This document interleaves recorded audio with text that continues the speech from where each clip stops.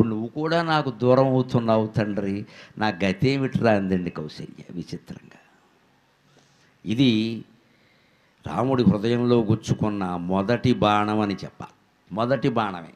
అంతవరకు ఆయన గుండెల మీద బాణం వేసిన వాళ్ళు లేరు, అది గుచ్చుకోను లేదు. అంతవరకు ఆయన చేసిన యుద్ధము కూడా లేదు. వనవాసానికి వెళ్ళే ముందు వరకు ఆయన చేసిన యుద్ధాలు ఏమున్నాయి? తాటకను వధించాడు, ఒక దెబ్బతోనే అది పోయింది. తిరిగి అది బాణం వేసే అవకాశం ఆయన ఇవ్వలేదు.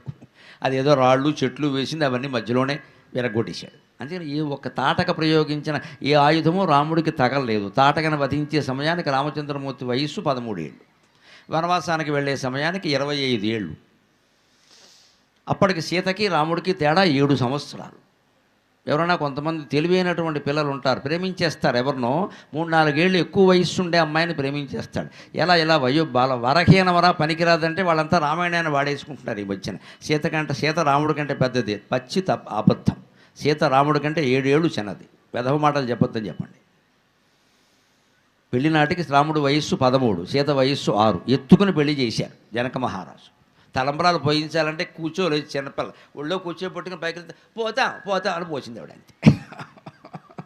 అది బాల్య వివాహం ఆ రోజుల్లో అలా జరిగింది. రాముడు వయస్సే 13. ఆ విషయం సీతాదేవి స్వయంగా చెప్పింది. సీతాదేవి ఆవిడ డేట్ ఆఫ్ బర్త్ చెప్పినా నమ్మకపోతే ఎలాగా?